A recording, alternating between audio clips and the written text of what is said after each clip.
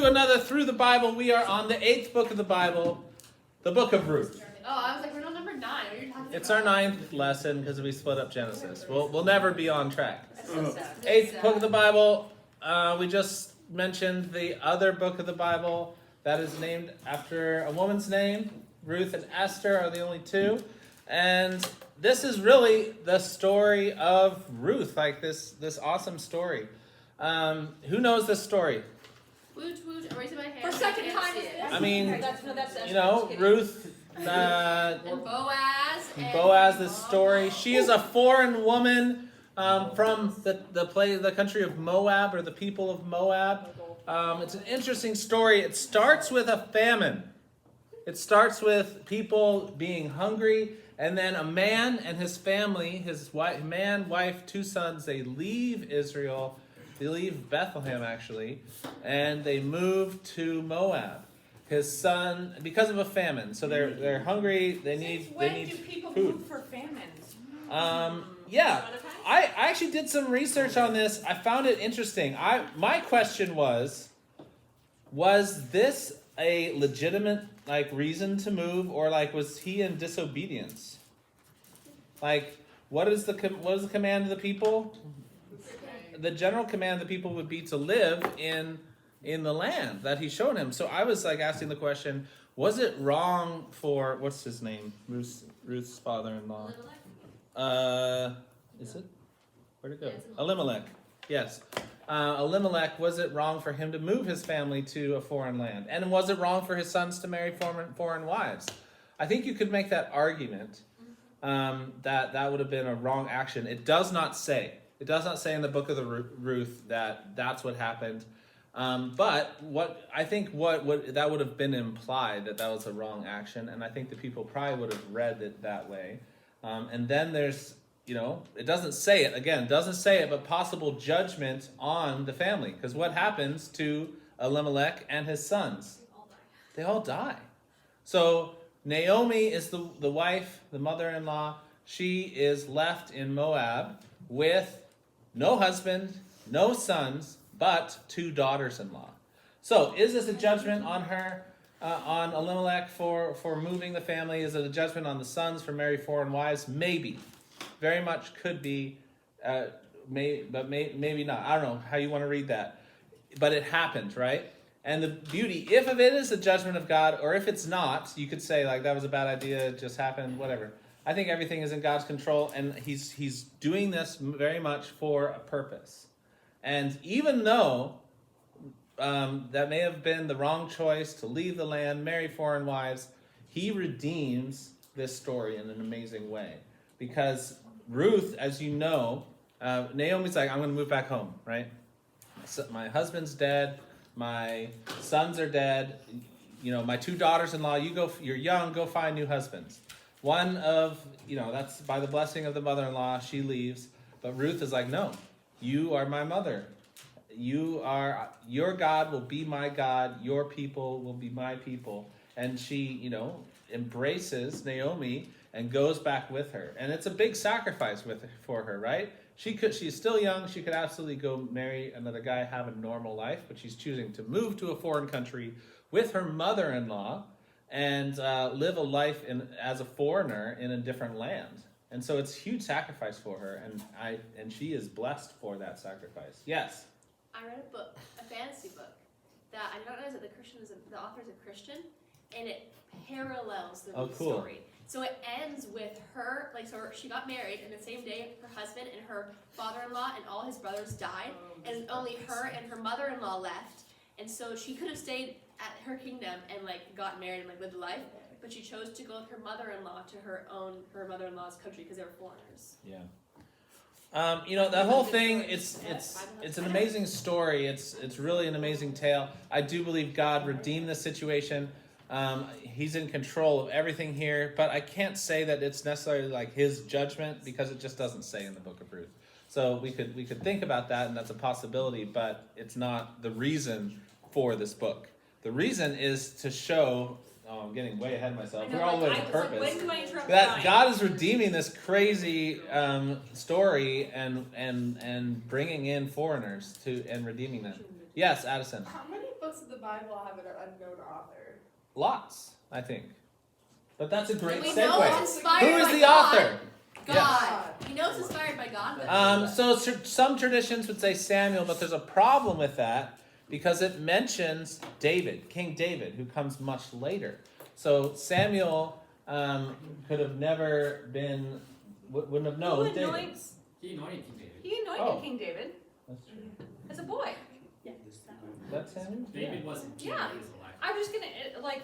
Right, David wasn't a king, but Good God point. had Samuel anoint David as the shepherd before, and Saul was currently king. Okay, but he never became, he died before he became king. Sorry, so my notes say in 4:17 he mentions it. Does he mention King David? Is that why? Look at 4:17. He came father and the grandfather of David. Huh. This is not as sketchy as it sounds. Well, the other reason that I read is that why it's not Samuel is it's written in the style of during the kings. So Samuel was never alive during the kings, right?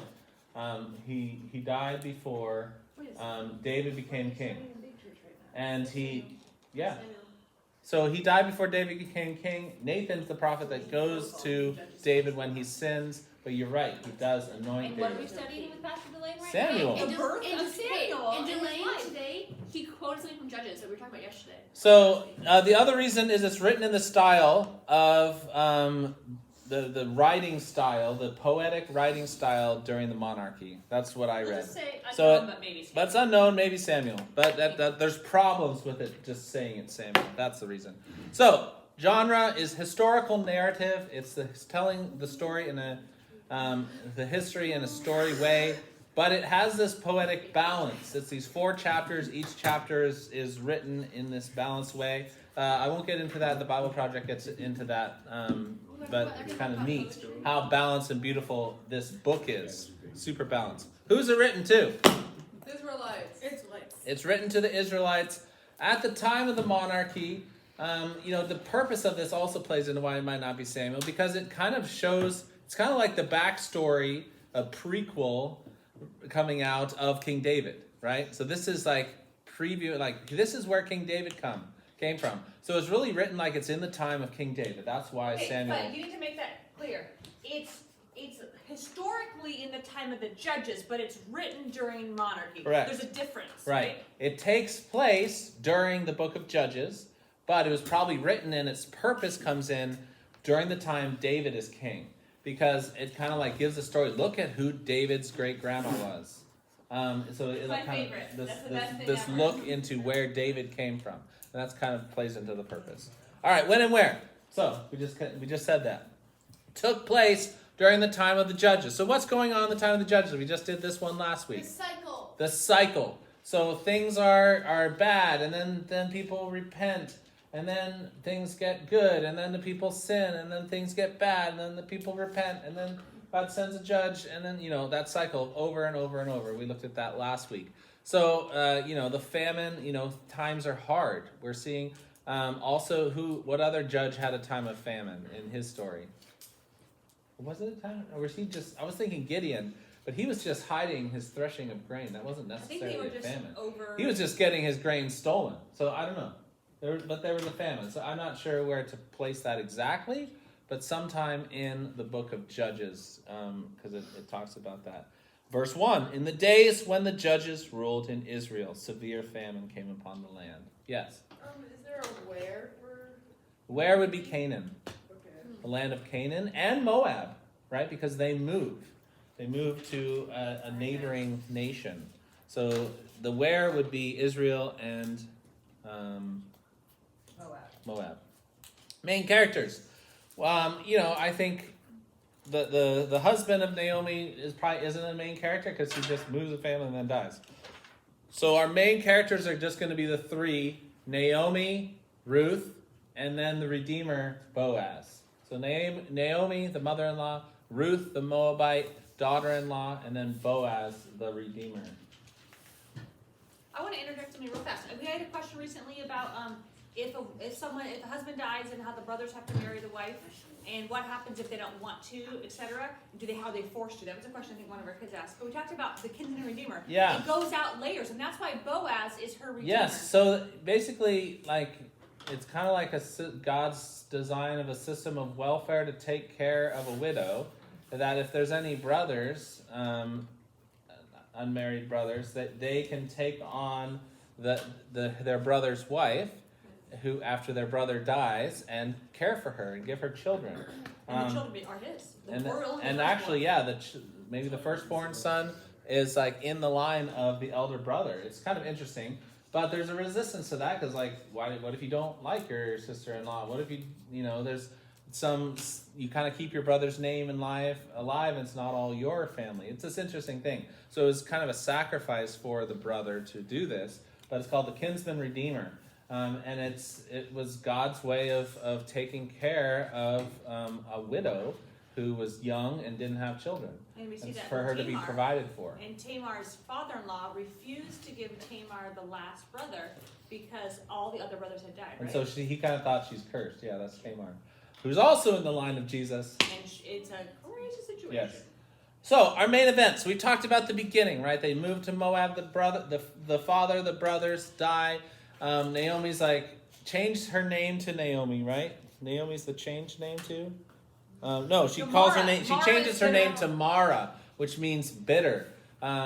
Don't name your daughter that. I know someone named Mara. We have a friend. It just and means they're bitter. It's like a sad name. Daughter's name is Mara. I mean, it is a biblical name, but the meaning, right? Amara. I don't know. It's fine. I'm gonna look up Amara. Okay. Don't name your She daughter changes her Jezebel, name. please. It's so we see a bitter woman. And we understand, right? What has happened to her? She's moved to a foreign land. Her husband has died. Her sons have died. Can her situation get more depressing? She's now poor. She doesn't have anyone to provide for her. She's old. She's not going to get remarried, right? Just everything seems to be taken from her. There's no grandkids. But the one light in her life, practically, is this daughter-in-law Ruth, who says, "I'm going to stick with you. I'm going to join you, and you're going back home and join your people." So Ruth is this amazing individual in just her sacrificial choice to go back with her mother-in-law. So that's chapter 1. Chapter 2, we start to see God providing for them. And they have this other way. This is kind of a look into how the law plays out. God, we've looked at the law and all these rules. There's another provision for the poor. It's called gleaning. Who knows what gleaning is? Gleaners. Olivia. Go into the field and collect the leftovers. Yes. Yes. So, when you're chopping the grain, right, they didn't have a combine, right? They'd have a scythe, and they'd be chopping it, and they'd miss some, right? Some would fall off, and they wouldn't gather corn up. chopping, you still see that with the combines. And then there's the edge that the big corn chopper can't get, and then right? what do? I cut it down and decorate my porch. Yeah. So literally I'm gleaning is this process of it. It's not just a handout. It's not free. You have to go into the fields and collect, right? It's collect the little scraps that get left behind. Now the harvesters had to leave those scraps, right? No. They couldn't go They weren't and allowed to harvest edges of their field. Yes, there was rules about not harvesting the and edges. we'll see And what then Boaz Boaz does instruct his workers to leave some behind for her, to even make it more- easy for her. To be such a bad harvester. But yeah, To be you're right. extra There is sloppy. rules about not doing the edges, leaving the edges for the foreigners, the sojourners, the travelers, and the poor. So this was a system of, welfare, but it wasn't just a handout. You had to go out and get it. It's very interesting. It's more just God's. It was provision taking for care the of poor. If you didn't have a field, God's you didn't plan. have food, you had a way to go and get it, right? It was with a system of welfare. Yes. Is this where Gigi Pro used to work? Gleaners? Yes, that's why. Yeah, there's organizations called Gleaners that they collect extra food and they dry it and they make soup mixes and they send it all over the world. It's called Gleaners. And there's a place in connected to Ferndale that. called Gleaner's Pantry where they take all the, and we had friends shop there, make it their grocery store way. You pay a membership fee, but it gets all the old stuff from the grocery store. Oh, this bread's gonna expire in 2 days, it needs to leave. Oh, this cake can't be sold anymore. And so you can go and you can shop, and because you're gleaning. You're gleaning the rejects. Yeah. But it's still good. So Ruth goes out to the field because they need food. They apparently have a home that they can come back to, but they don't have food. They don't have income. They don't. I mean, I think they have some family land, but obviously it's Ruth and Naomi. They can't like plant. They haven't planted the field, right? They have nothing. So she goes out and collects. She comes home with a bunch of food because Boaz noticed her, figured out who she was, and he heard about what a great woman this is, that she came back to take care of her mother-in-law when she didn't have to. And so he's like, oh, I'm going to make a special effort to provide for her. He doesn't, but he does this in a way. He's like, he doesn't just like, hey, here's a bag of flour. Like, he's like, hey, workers, leave some extra for her to collect. So she has a lot. Then they thresh the grain, they separate. She comes back with this big bag of grain. Naomi's like, how'd you get so much? Like, gleaning doesn't usually bring a lot. It's really hard work and it doesn't produce a lot because you're just finding pieces that other people dropped. And she's amazed. She tells her the story. She's like, oh, that's Boaz's field. So Naomi comes up with a plan she's like, oh, the kinsman redeemer. She knows this opportunity, and she starts kind of scheming here. She makes a little plan for Ruth.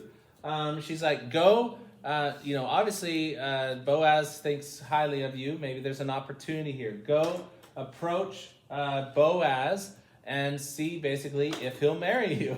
So it's like not the traditional way of, a proposal. So basically, she's proposing to him. Yeah, but she sneaks up on him in the middle of the night.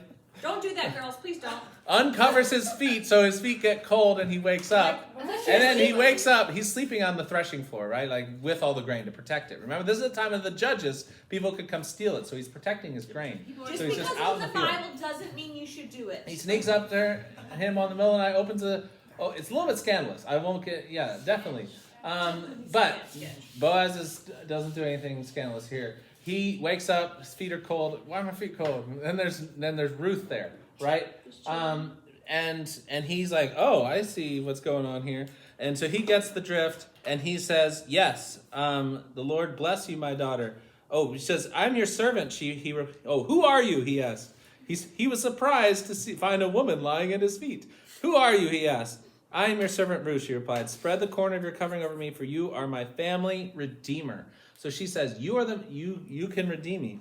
And he says, the Lord bless you, my daughter, Boaz exclaims. You are showing even more family loyalty than you did before. This is verse 10 of chapter 3. Yeah, I'm following along. For you have not gone after a younger man, whether rich or poor. Now don't worry about a thing, my daughter. I will do what's necessary. For everyone in town knows you are a virtuous woman. Good reputation, right? Because of what she's done. While it is true that I am one of your family redeemers, there is another man who is more closely related than I am. Oh, the plot thickens. There's someone else. Stay here tonight. In the morning, I will talk to him. If he is willing to redeem you, very well. Let him marry you. But if he is not willing, then surely as the Lord lives, I will redeem you myself. Now lie down here till morning. So Ruth lay at Boaz's feet till the morning. She got up before it was light enough for people to recognize each other. And she left. That's why. Yeah, that she had spent the night with him, but nothing scandalous happened. Boaz, yes, so on the threshing floor. So he got some grain and gave her a bunch of food to provide for her. So either way, whether he was going to marry for her or not, he was like, I need to provide for you. I'll take care of you. So, and then Boaz now, chapter 4, goes and tries to do the right thing and approaches this other family redeemer that could take on Ruth and her land. There's some value here. But because he's first in line. Yes. I just wanted to point out, in case others don't know, this isn't traditional nowadays, but it was a custom back then, right? It was like The foot thingy? Yeah. I don't know. That was what they did to show interest. It seems a little scandalous because it's Well, the fact that nighttime. he She kind of feeds- hides. Also, the fact that he was like, don't let anyone know, shows I think it was scandalous at the time. She put herself in a vulnerable spot, I would say, if he Yeah. wasn't a trustworthy guy. Yeah. So I I don't know. I would have to. I haven't looked into let my that. daughters do that. So, I think she put the pressure on. I don't know. It'd be interesting I don't know if that's a tradition or not. Do you know? Have you heard that that's a tradition? It's not like Some people like to candy coat Bible stories a little bit, so that's one thing I'd be cautious of. Be like, oh no, this is a normal thing. But like, it could be. I'm not saying it's not, but some people like to like make everything PG in the Bible, and so this was very normal. I think it's a little bit scandalous. So, but also sometimes there's a customs of the culture, but not necessarily from the Lord, right? Like Sure. sometimes there's a it could be. customary It could be. It could be something. Yeah. I think he reacted to it in the right way, and then you also see the character of Boaz, And that he he's didn't also, take like, advantage of the staying here situation. tonight 'cause he's also protecting her. So he protects her. He goes now. Boaz goes to the courtyard, or to the gate yard, the city gates, where all the business happens. And he goes and he meets. They sit down. It kind of is a cool look into how business got done back then, and it has to do with But sandals. did you see and how that he's kind of like, stuff. oh, you want to buy our property? He's like, yeah, I'll buy our property. He's like, So oh, but a woman. he kind of feeds out this information, like there's some lands come available, and Marshall's like, ooh, some land, I want to buy some land, and then he's like, oh, you got to marry this foreign woman. He's like, oh, I'm not ready for that. Marshall, he's like, I'll pass. There's a woman living on Marshall's property. He's got to marry her. No, just kidding. Great. I think it's a good example or an illustration. Yeah. Yeah. And so he backs off, and so the opportunity comes down to Boaz. He's second in line. He's not first in line for this, but it passes down to him. And they do something with the sandal, right? What do they do with the sandal? It's It's the sandal on so the other other side. family redeemer Verse 7. took off his sandal and said to Boaz, "You buy the land."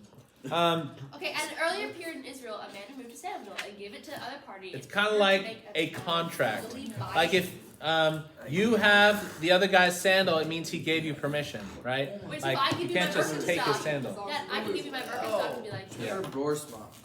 Can I read verse 9 of chapter 4? Yeah. I want to just talk about the lineage. Then Boaz announced to the elders and all the people, today you are my witnesses, that I have bought from Naomi all the property of Elimelech, Chilon, and Mahlon. I have also acquired Ruth the Moabitess, Mahlon's widow, as my wife, in order to maintain the name of the dead with his property, so that his name will not disappear from among the family or from the town records. Today you are my witnesses. So you see, Boaz is taking on a woman who has some baggage, essentially, right? Like she has a family line to carry on. It's not going to be his family name and line anymore. Her husband's name is Like Mahlon. it's kind of like when you marry a widow with kids. Like there's kids there, and that can be a great thing that you get to love these kids and raise them. But it's not just simple, right? It's not just like, oh, a woman without kids, and then we're going to start our own family. No, there's some history there. So this is very much that. It was a bit of a sacrifice. It worked out great for Boaz, I think. But it was a bit of a sacrifice. It took a little bit more doing. Also add to the fact that she's foreign. I think that's probably the biggest thing. That was the biggest hesitation from the other guy, is that she's a foreign woman, right? And so God is redeeming her. This is interesting, right? Because they were told not to marry foreign women. But now there's a foreign woman who has embraced the God of Israel, who is part of the family of Israel, and God is showing that his grace is available for everyone, not just the Israelites. So Boaz redeems Ruth, marries her. They have a kid, and this kid, what's his name? Obed. He became the father of who? Jesse, who is the father, The father of King David. the father of David. So Obed became the grandfather of David, which makes Boaz and Ruth the great grandparents of King David. So right, like writing that. Why is that significant? Because he's the king, right? So that's like the timeline of when this came out. Yes, we need to do the video. Luke. About what you said earlier about like if your brother has a wife and your brother dies and you have to take the wife, could you like refuse and have the person next in line do it? Kind of like how the person first in line. It seems that way. It seems that way. It seems like that would be the dishonorable thing to do because it's your job. But yes, it seems like you have that option. You can refuse. You can refuse to do what's right. It's not like a forced law, but it's what you're supposed to do. My most favorite thing. Yes. The most favorite thing about the story. Why was Boaz good to foreign women? because his mom was Rahab. His mom was Rahab. I forgot about that. His mom is a brothel running, prostitute ringing. What's her city called? And like Jericho. She's from Jericho, and she Canaanite believes woman. in the one true God. Yes. And she marries into the Israelites, and she has Boaz. So amazing redemption. So that That's why means Boaz we is talked a about it good with Rahab too, but Rahab's in the line of Jesus as well. And this is an awesome redemption. And then the Gospels draw that out. We got to watch our Bible My Project favorite video. part of this story. It's like by this line too. Yep. Yeah, Yeah. Tamar's on this line. Yeah, but it's not mentioned here. Yeah. It's earlier. That's with one of Joseph's so if you brothers. ever have, at this Judah. point, it's scandalous. That's Judah's daughter-in-law / wife. Yep. That's the story there. Was Tamar Canaanite or Gentile? I forget. Oh wait, there's something about that. Maybe. So it really does, getting into the purpose, showing that God's redemption plan, right? Like people are doing stuff, messing up, but God's at work, like almost behind the scenes, like similar to like Esther. God isn't like saying God did this and God did this. Like God is working, and it's very clear that God is working, but it's like almost subtle. It's like happening. It's implied that God is working, and we get to see God's work without it explicitly saying, this is what he did. But how is there any other explanation? It's like, oh, what a coincidence. Like he was saying, and it just so happened it was the field of Boaz. And it just so happened he happened to be the kinsman redeemer. It just so happened he mentioned her. Like, this is God at work, right? And I think when we have that mindset that we're looking for, how is God working? We start to see a lot more of what he's doing and just like, oh, that's a neat coincidence. No, God is at work. So the purpose, really is evidence for his faithfulness. He's showing the diversity of God's redemption. Like, look, it's not just like, the criticism is like, oh, he just has a special people. No, he has all kinds of people in his line of Jesus, like the most important line, right? The Savior line, the King line. All the way back, this is his plan to save the world. He's not just one to choose his favorites. He chose a people to save the whole world, right? And so his chosen people aren't just like the only ones that get to take part in this redemption. It's truly for the whole world. And it's that, and there's these little snippets of that all the way along. Faithful love, care of the poor. Yeah, it's all good stuff. It's neat how it's illustrated how God's plan works out and how God's plan takes care of us, even in his design for, like we talked about, the gleaning and the kinsman redeemer. That's all like in play. It's like the playing out of those laws that we read about. It's like, how do they work in real life? It's pretty cool. How do we see Jesus? It's in his line, right? King David, he, if you go to I love because in the, like Matthew opens, right, with a genealogy, and it pauses, it's all men, and then it mentions 4 women, right, or 3 women. It's a bunch of men. This man had this son, this man had this son, and then it pauses. Judah was the father of Perez, whose mother was Tamar, right? And then go down a little bit further. Boaz was the father of Obed, whose mother was Ruth. What does it? Oh, no, sorry. Yeah, Salmon was the mother of Boaz, whose mother was Rahab. Boaz, the father of Obed, whose mother was Ruth. These women, the scandalous / foreign women situations that normally would be you try to hide that stuff from your genealogy. Like these are like skeletons in your closet. Like, did you know that guy married his daughter-in-law? Like, do you want that history, like, proclaimed in the book forever? Like, no. But God is like, look, I can fix this. I can redeem this. I can make it great.